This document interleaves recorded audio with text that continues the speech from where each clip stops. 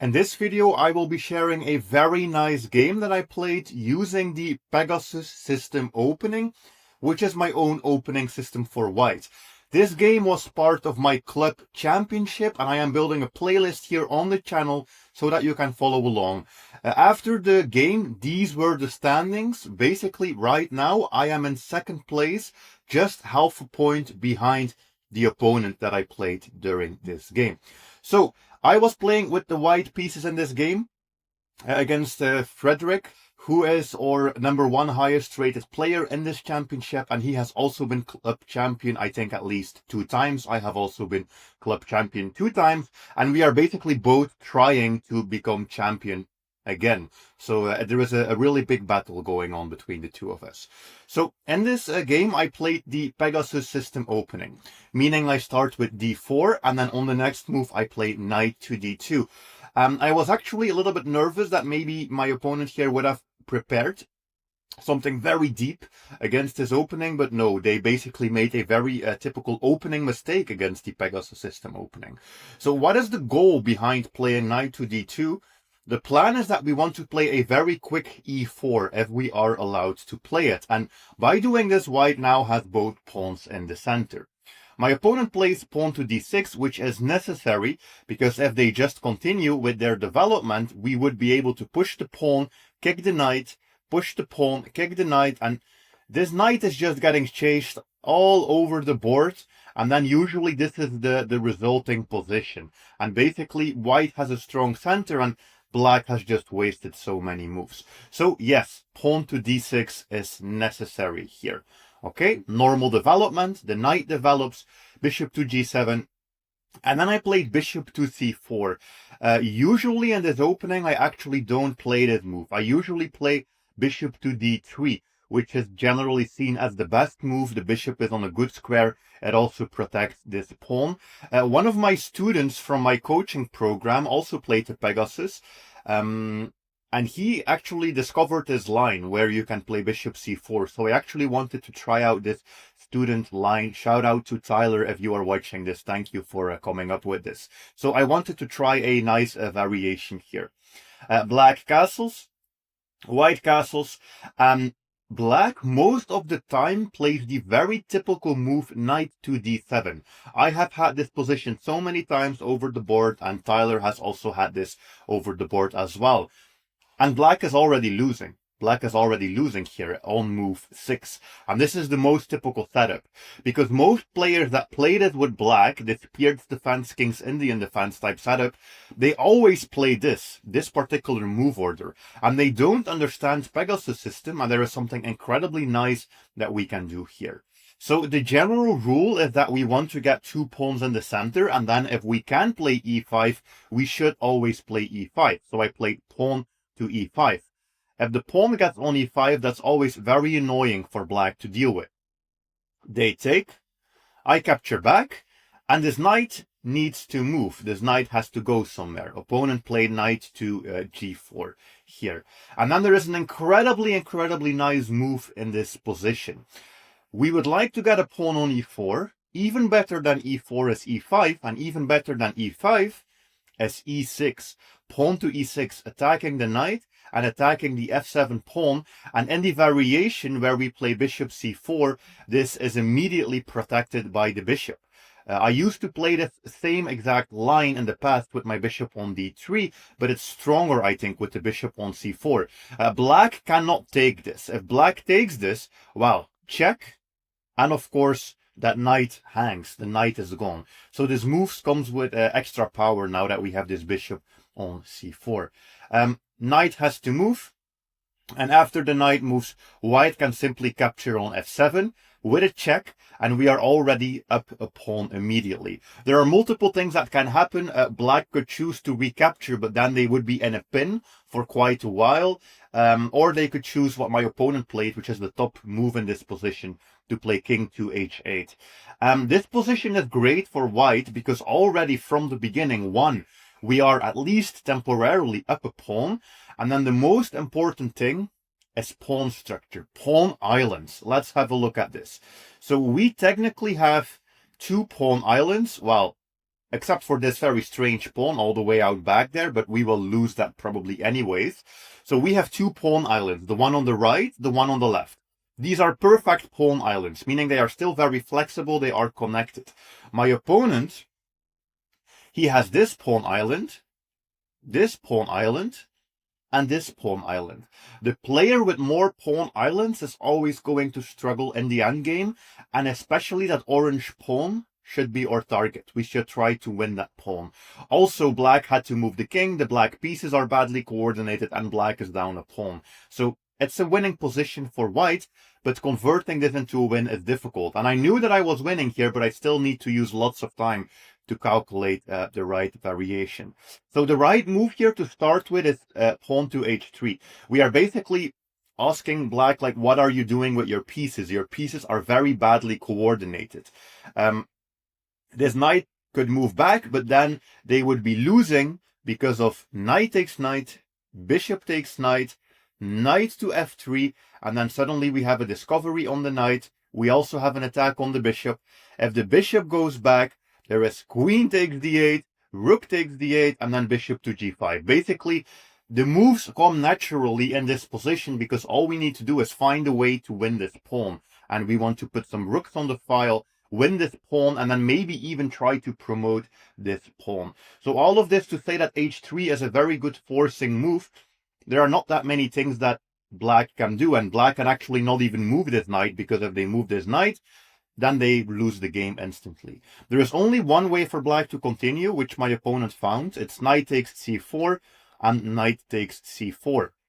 But what my goal was to just eliminate this central knight that was attacking my pawn. So now I have the advantage that I have this extra pawn still on the board, and black needs to solve the problem that his knight is under attack. So my opponent went here, and very clearly they are trying to win back that pawn as quickly as they can. So I said, no, you are not winning back that pawn. Bishop takes h6, bishop takes h6, and we are actually still up this pawn. So all of this was good. And I'm still completely winning, but here I actually started going wrong a little bit. So white is up a pawn, but it is only a dream if we think that we will be able to really hold on to that pawn for a long time. That probably won't be possible. The pawn is going to be attacked by the rook, maybe by the king, maybe other pieces will get involved, the bishop could get involved, and we are probably going to lose that pawn. So the goal in this position for white, which I did not realize at the time, the goal for white is to just give up the pawn and focus all of our energy on winning this pawn on e7. Because of course, based on the pawn island, that is the strategy we should go for. We should try to win that pawn on e7. So I played lots of moves here to try to hold on to my pawn, while in reality I should have just focused on winning this pawn. So what is a good move here? Maybe a move like queen to e2, putting pressure on that pawn. Yes, we lose this one, but then we are going to get the rooks into play, and then we will just put pressure, and white will always have a very pleasant game from this position. And I made a very typical mistake here that I have been making a little bit too much recently, especially in the first rounds of this club championship as well, that I have now learned from, which is that I am trading too many pieces. And this is a very good lesson for you as well. You should only trade pieces if you are already up 2 points in material, or if the trade gives you some type of advantage afterwards. Here I traded queens, but when your opponent has the worst pawn structure, meaning we have a potential target, a pawn that we can attack, you should not trade queens. You should keep every single piece on the board to attack that weak pawn. And that was my mistake. I thought that after trading queens, I would distract the rook. And after distracting the rook, my plan was just to try to hold on to this pawn for as long as I can. So rook to e1, attack the weakness. Bishop to f8, protect the weakness. And then I was very happy when I was able to play the move knight g5, because I was thinking, look, I have this extra pawn and I was able to keep it. This should be good. But the thing is, we will never really be able to keep that pawn, but the calculation is very deep, and I did not realize that at the time. Instead, I should have just accepted that we will probably lose this pawn, bring some more pieces into the game, maybe actually protect the pawn this way with the knight on e5 instead of the knight on g5, because the knight on g5 can also easily be attacked. So knight to g5 was not such a great move. And yes, my opponent immediately attacks. But I thought that I had another genius move here, which was the move knight to e6, as this attacks the rook and the bishop. And I had seen all of this happening, and I thought, okay, take, and I am going to infiltrate with my rook, and I still have my extra pawn. But the problem is that we are trading, and we keep trading pieces. And with every trade, the endgame becomes more equal, as there is actually no material imbalance. While there is currently still a material imbalance, we have one extra pawn, but that pawn is going to disappear. And I basically miscalculated the defensive resource that was available to my opponent here. So the big lesson from this game: keep your pieces on the board if you are not up 2 points in material, and if your opponent has a worse pawn structure, if there is a target to attack, definitely keep as many pieces on the board as you can.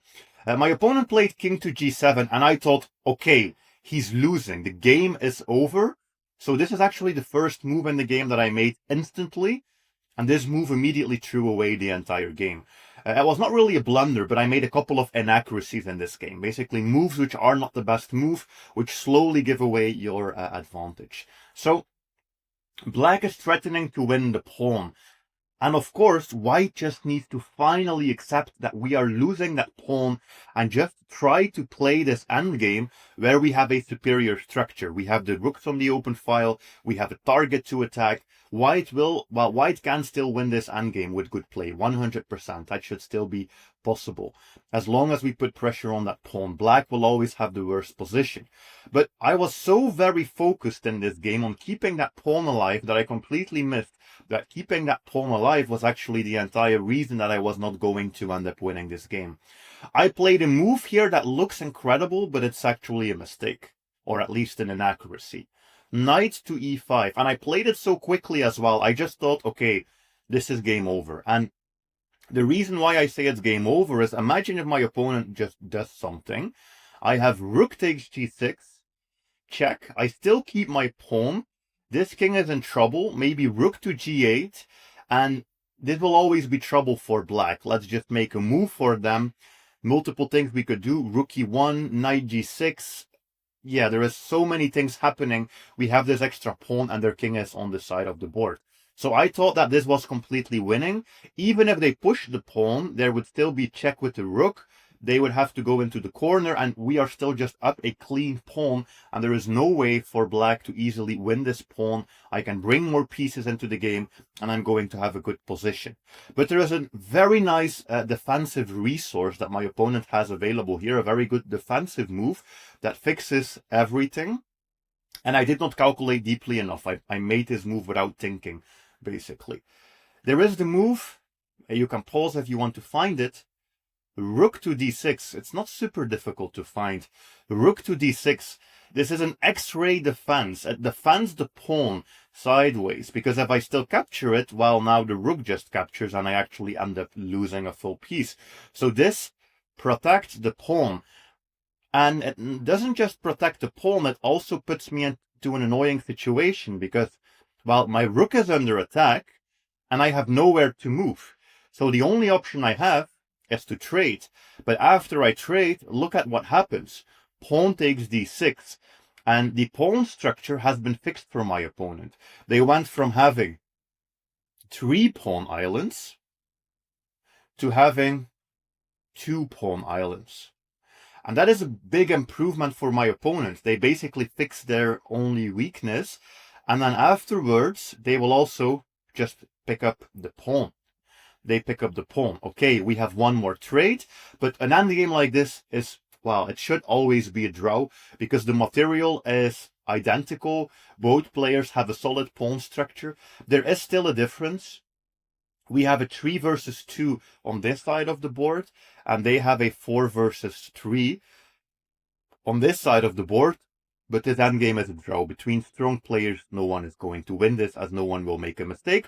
I played rook e8, rook e1, rook e8, final rook exchange, and then we played into this endgame a little bit. Because I know my opponent is actually someone who never plays a draw. He never offers a draw. He always wants to win.